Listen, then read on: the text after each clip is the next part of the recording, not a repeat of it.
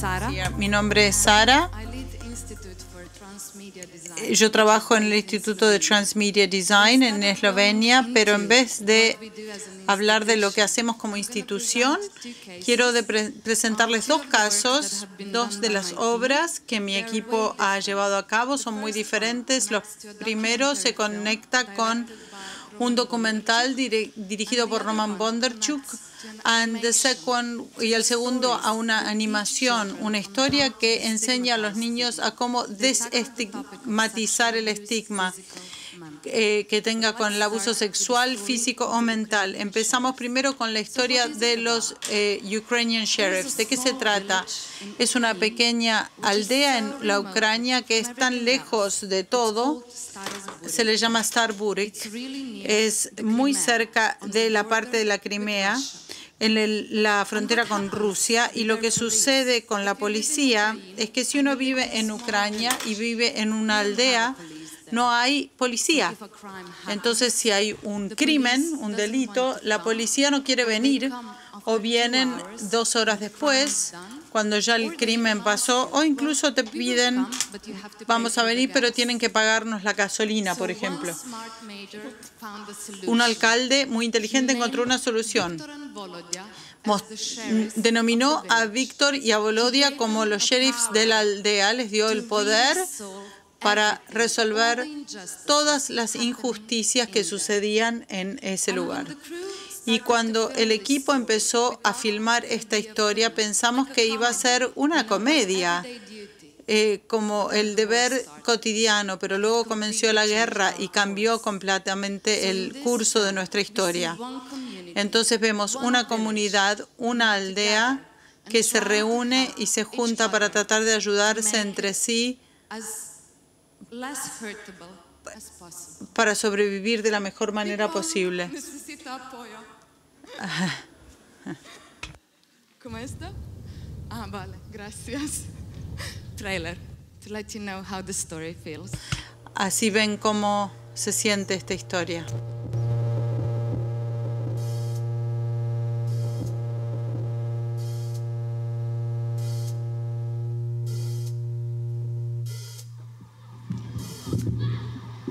Добрий вечір, мої дорогі старозбурівчани і не старозбурівчани.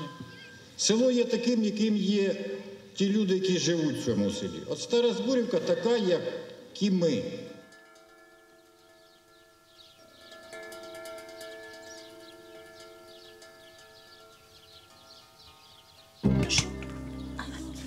El alcalde ha nombrado a 2 personas como sheriffs para que mantengan el orden público en la comunidad.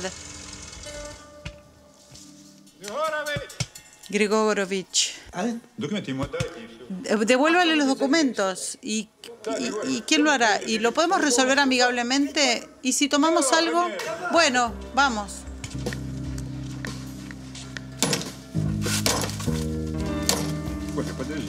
Kolya, espera. Detente. ¿Alguien te ha dicho que puedes mudarte? ¿Entiendes que hay que seguir un procedimiento? Ok. Un día otra realidad golpea a la aldea. La frontera ucraniana cerca de Donetsk, y en el momento no hay civiles, han sido evacuados por el ejército ucraniano. Aquí está la notificación de ir al ejército. Tómala. ¿Por qué la voy a tomar? Vamos. La vida cotidiana continúa. Robaste la televisión de la municipalidad. ¿Qué televisión? Nuestra televisión. No me rompas el abrigo. Espera, te estás descontrolando. Pero alguien necesita hacer esta tarea.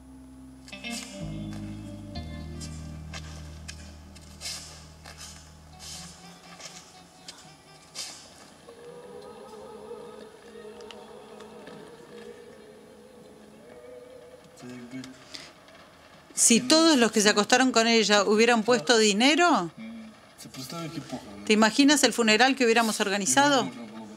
Podríamos haber comprado un cajón con 3.000 manijas.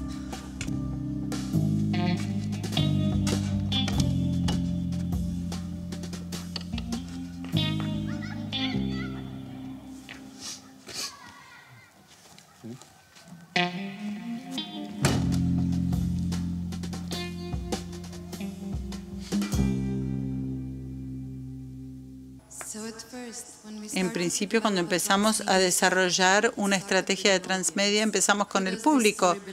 ¿A quién le pertenece esta historia? ¿En quién queremos concentrarnos? Establecimos nuestras prioridades, como los otros ciudadanos, los aldeanos y las autoridades locales que podían hacer un cambio en Ucrania. Para ellos es la historia, pertenece a ellos. Queremos darle como un ejemplo de buenas prácticas para que quizás otros alcaldes implementen el mismo tipo de método, pero luego dijimos no queremos olvidarnos del público internacional a quien le interesa los temas políticos y sociales, y como la guerra en Ucrania era un tema tan importante, teníamos el modelo para poder desarrollarlo más.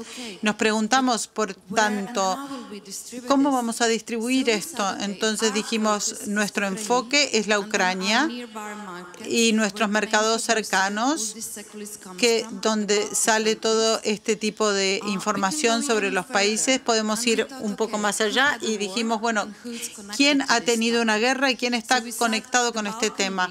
Entonces, la región balcánica sería más fácil de identificarse con esto. Habían tenido una guerra y podían conectarse y ayudarlos a superarla. Y luego, los otros países europeos como Alemania, Francia, Suecia, Polonia, fueron los otros coproductores. Y dijimos, como esta historia le pertenece al público local, ¿cuál es la mejor forma de distribuirla a las aldeas más remotas?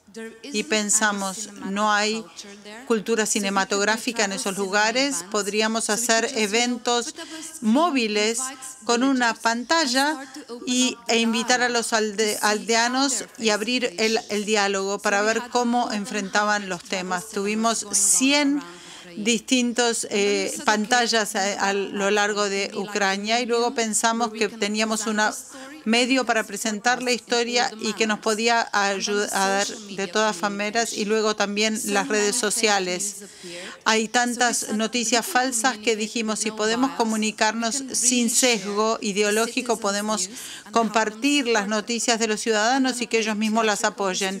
Y luego la distribución cinematográfica para poder promocionarla en los distintos países. Y dijimos, una vez que queremos hacer un evento en Eslovenia, pero no queremos que vaya a un cine normal. Fuimos entonces a espacios grandes para darles un nuevo contenido y tratar de revitalizarlos con diferentes prácticas creativas, y dijimos, ¿qué podríamos hacer más aún? Hay algo, cuando uno le saca tanto a los aldeanos, quiere devolverles algo. Diseñamos una campaña de crowdsourcing para devolverle algo a la comunidad. Este es un ejemplo de un pequeño mapa de la aldea que muestra que uno podía pasar a ver las distintas historias que estaban detrás de este documental. Y lo que sucedió es que tuvimos muy pocos recursos y necesitábamos tuitear. Y dijimos, no tenemos la información necesaria desde Ucrania para poder desarrollarlo. ¿Qué podemos hacer? Nos preguntamos. Empezamos a tuitear las oraciones y las escenas de la escena inicial para que se abriera el tema y empezara un diálogo. Y dijimos, si alguien empieza a seguirnos, vamos a enviarle un mensaje personal, privado, preguntándole si quería sentir la historia. Por favor, miren el link. La mayoría de nuestros usuarios hicieron un comentario de apreciar y de distribuir el contenido. Aquí hay unas fotografías de la distribución cinematográfica.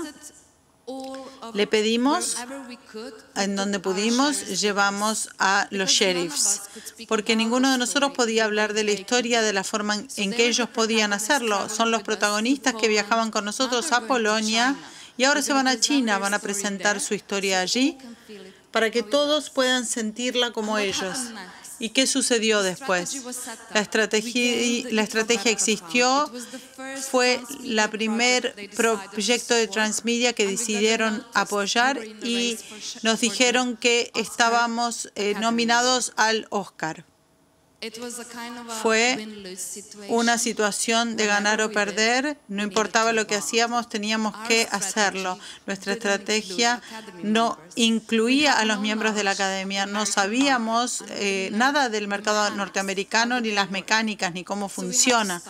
Tuvimos que detenernos.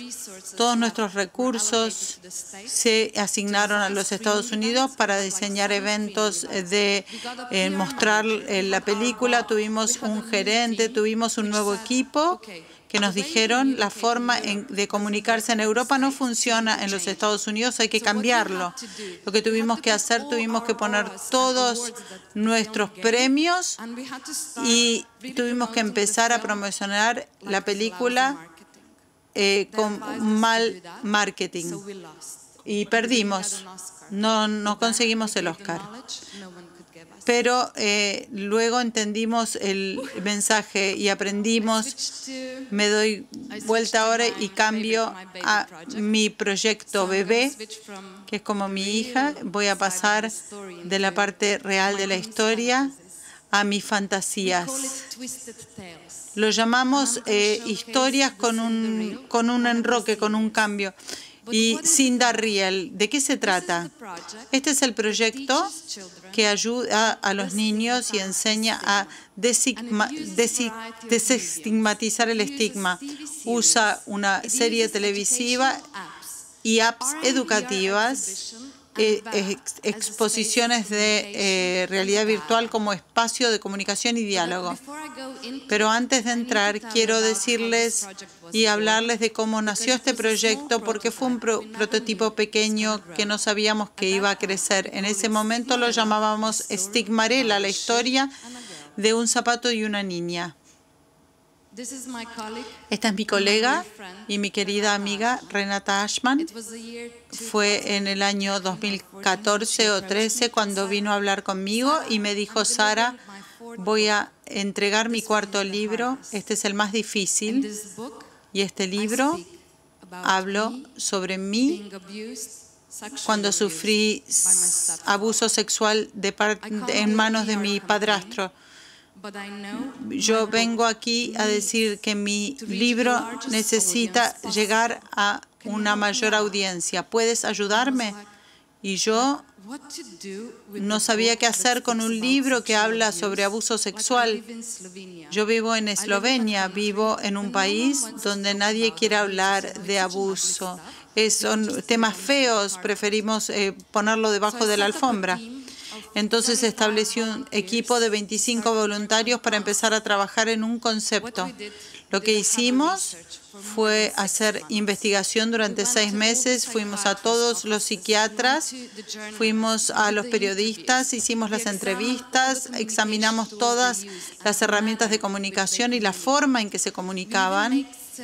Y también hicimos historias donde hablábamos y llamábamos a las instituciones y fingíamos tener un primo, por ejemplo, que sufría de enfermedades mentales y tratábamos de evitar su hospitalización. Y nos gritaban: llamen a la policía, hospitalícenlos, internenlos. Y nosotros decíamos: no, nosotros queremos prevenir y no mandarlos a ninguna parte. Cuando hicimos toda la investigación, nos dimos cuenta que no podíamos cambiar el sistema como diseñadores, pero que podíamos responder como alguien que funciona en pos de la prevención, pensando en la educación y cómo se educan a los niños. Las historias se estigmatizan. Yo como niña nací y me enseñaron como a Cenicienta que espere en un castillo a que me salve un príncipe. ¿Queremos seguir haciendo esto? Lo que hicimos fue usar las narrativas familiares y las integramos con el tema de estigma. Los entretejimos. En nuestra primera historia, Cinder no tenía una pierna y quería ir al baile a bailar, no para casarse con un príncipe. Entonces dijimos: ¿pero qué viene después de esto? ¿Cómo Podemos construir un lugar en el que la gente pueda venir para promocionar los conceptos y el libro. Y decidimos que un lugar público era lo mejor. Usamos un espacio de exposiciones para interacción y para poder obtener más compromiso. Diseñamos un lugar para jugar. Creamos un origami gigante de cartón, imitando a los papeles que se les daban en los libros para que dibujen. Animamos unas partes pequeñas para que los chicos, solamente las partes principales donde la historia cambiaba, y lo integramos a un lugar para que los chicos pudieran entenderlo. Lo que hicimos como el proceso participativo, no podíamos diseñar los personajes solos, entonces diseñamos un taller, invitamos a los chicos a dibujar un príncipe y una princesa. Podían ser sucios, podían ser feos, podían ser traviesos, podían tener agujereados los pantalones. Que por favor finjan ser quienes querían ser, y luego lo tomamos como base para la animación y empezamos a desarrollarlo aún más. Pero no teníamos dinero, esto se hizo sin presupuesto, invertimos nuestro propio dinero para comprar el cartón, etcétera, y nos preguntamos qué podíamos hacer con la exposición si nadie sabe que existe. Entonces agarramos un zapato gigante y un viaje en autobús, porque la mayoría de nuestro público o está en la terminal de autobús o en los buses mismos. Eso nos permitió crear un diálogo y promocionar lo que va a venir.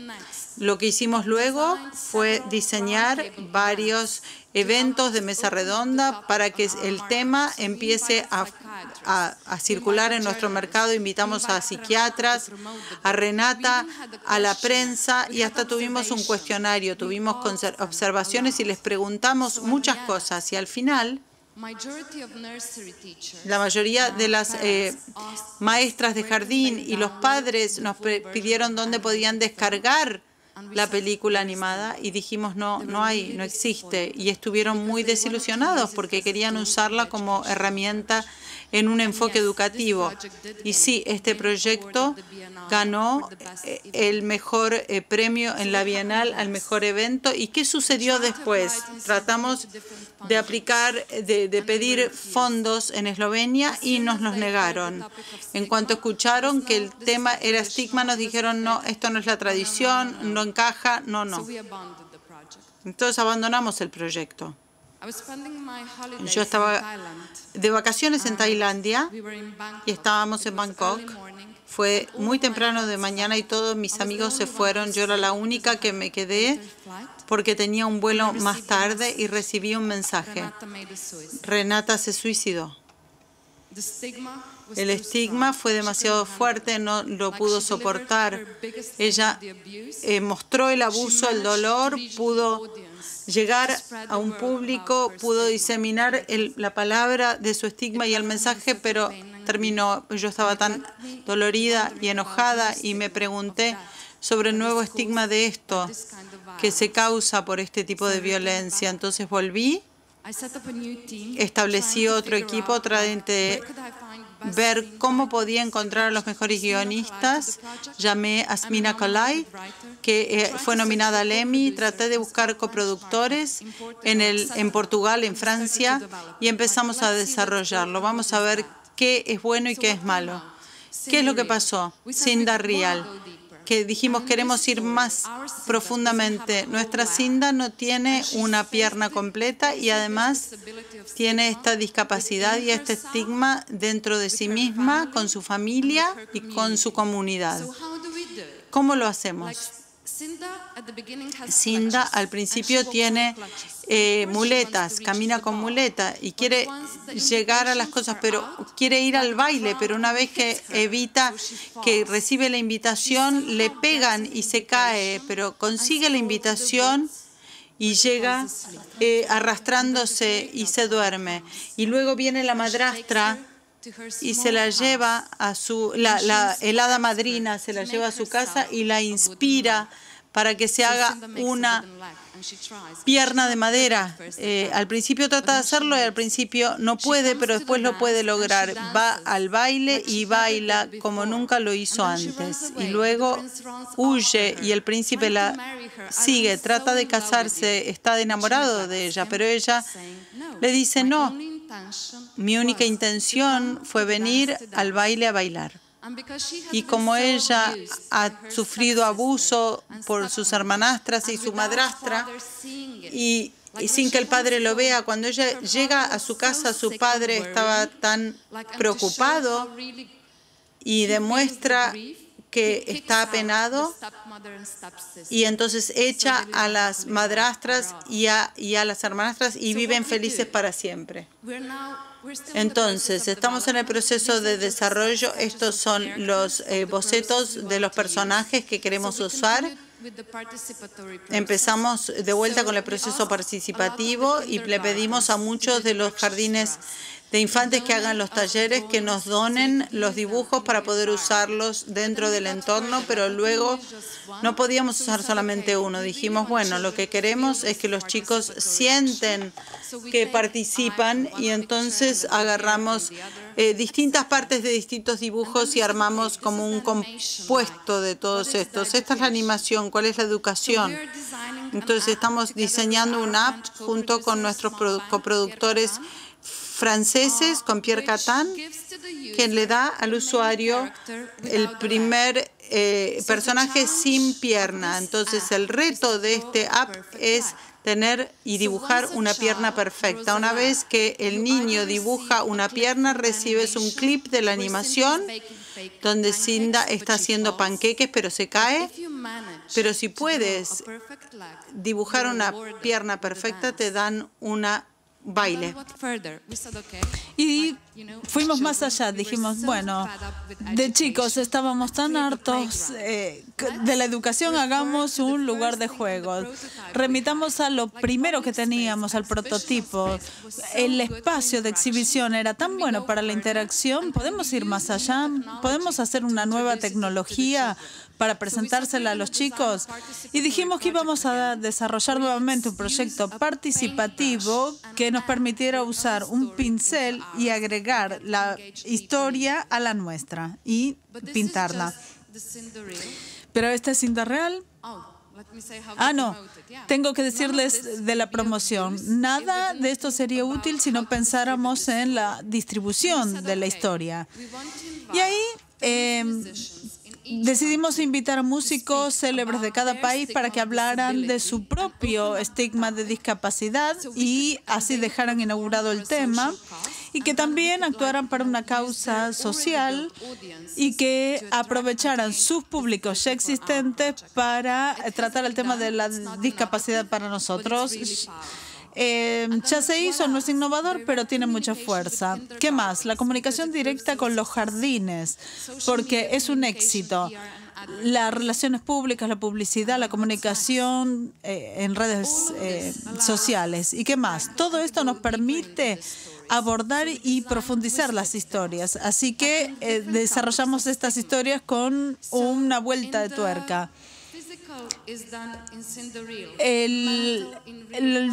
La parte física con Cinderella, mental con Rapunzel. Y ahora les voy a contar con el patito no tan feo. Los cisnes blancos representan a la comunidad blanca y los patitos a la comunidad negra. Entonces, el cisne vive con la comunidad de los patitos. Baila, etcétera, todo vive esa cultura. Y un día se da cuenta de que en realidad no es como ellos, así que se escapa, busca la comunidad blanca. Y una vez que llega allí, ve que tiene tanto privilegio ahí y que le resulta aburrido. Así que se lleva a algunos de sus nuevos amigos y vuelve a la comunidad de los patitos. Y todos se fusionan y viven felices juntos. Y si nos preguntan por qué lo hacemos, la respuesta es no, porque vivir no es suficiente. necesitamos el sol, la libertad y unas flores. Y es nuestra flor que queremos dar para que el lugar sea más lindo y vivamos mejores vidas. Muchas gracias. Bravo, Sara. Wow.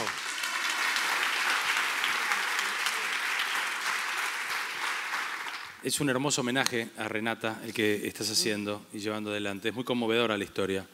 Y es muy interesante, me parece, para nosotros como comunicadores, como profesionales de medios, es interesante, hace 2 o 3 placas atrás, ella marcaba cuál es la audiencia. Chicos de 5 a 8 años, de jardín y sus padres, ¿no? y escuelas. Es decir, hay una definición muy clara de audiencia y maestros. Venimos de ver un caso absolutamente masivo antes y hablamos de pronto de grandes empresas. Estamos hablando de una audiencia segmentada, con un objetivo muy claro de ayudar a la desestigmatización de ciertas personas, y esto es la creación de una herramienta para ese fin. En ese punto me parece muy interesante porque cualquiera de ustedes que esté creando productos no siempre lo va a hacer para audiencias absolutamente masivas. A veces lo hacemos para audiencias segmentadas. Ukrainian Sheriff era para una audiencia masiva. Cinderella es para una audiencia muy clara, muy segmentada, muy elegida. Y la técnica de producción transmedia aplicada a eso es lo que vemos en este universo que definieron, y me parece súper interesante y fabuloso. Tenemos menos tiempo porque nos excedimos un poco. Vamos directamente a las preguntas. Si alguien quiere hacer alguna pregunta, están los micrófonos ahí dando vuelta. Mientras tanto, yo te pregunto algo, Sara. ¿Cuál es el estado de Ukrainian Sheriff? Se detuvo cuando quedan nominados al Oscar y eso se paró. Sí, lamentablemente el mercado esloveno se parece al de ustedes aquí. Somos Instituto Transmedia y tenemos que luchar con el Gobierno de Cultura y el Instituto para que nos reconozca. Eso fue durante 4 años. Y hace un mes recibimos la primera financiación nacional.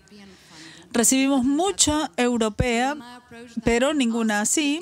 Y cuando les pedimos la financiación nacional para que respaldaran este proyecto, me rechazaron y ni siquiera estuvo abierta la puerta para el diálogo. Así que espero que todos esos pasitos que fuimos dando, que nos dieron el reconocimiento en Europa, nos permitan cambiar la situación, pero la lucha es muy ardua. No tenemos financiación, así que no podemos seguir. Queda donde lo dejamos. Okay. Wow. ¿Preguntas? ¿Ahí? ¿Sí? Hi.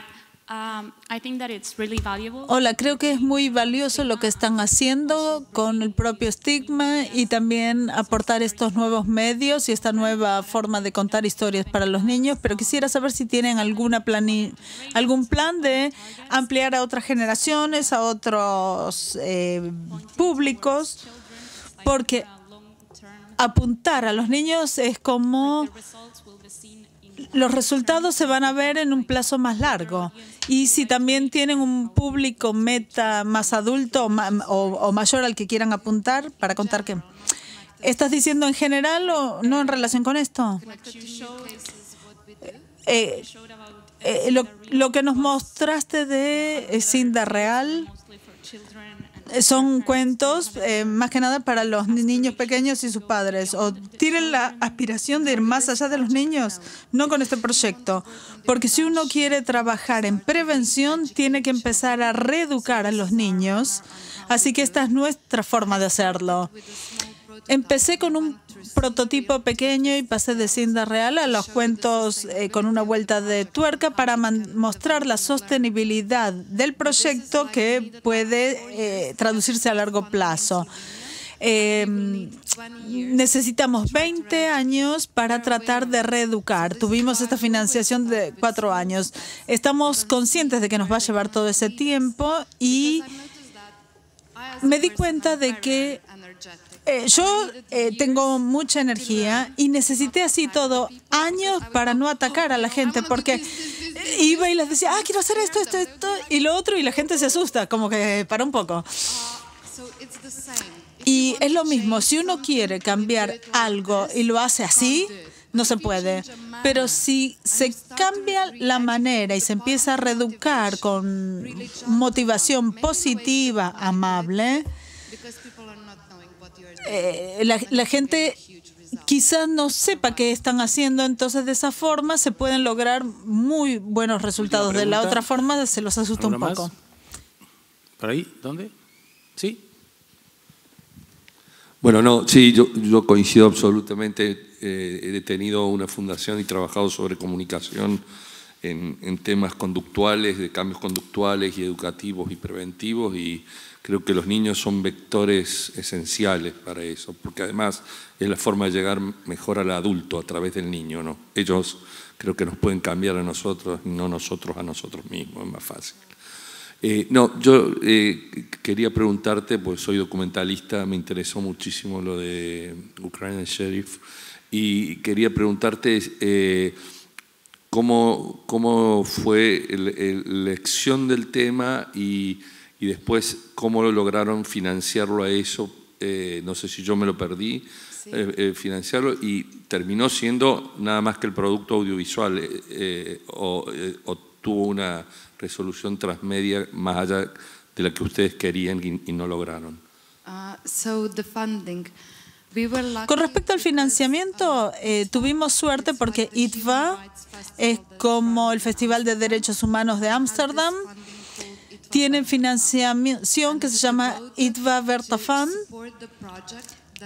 que se vota para respaldar el proyecto que se vincula con Europa, que se llama como Países del Tercer Mundo. Y como para ellos Ucrania no es Europa, pudo postularse. Y tuvimos tantas sesiones por Skype con el equipo que decidimos la estrategia a través del diálogo. Y una vez declarada la estrategia, la aplicamos. Y después nos dieron la noción de que era el primer proyecto transmedia para el primer proyecto internacional que habían financiado. Y así empezamos. Pero la mayor parte del trabajo se hizo parte en Ucrania, Letonia, Alemania, Eslovenia, y logramos coordinar simplemente las cosas. Bueno, ok. Gracias, Sara. Gracias. Muchísimas gracias. Gracias. No tenemos más tiempo. Muchas gracias.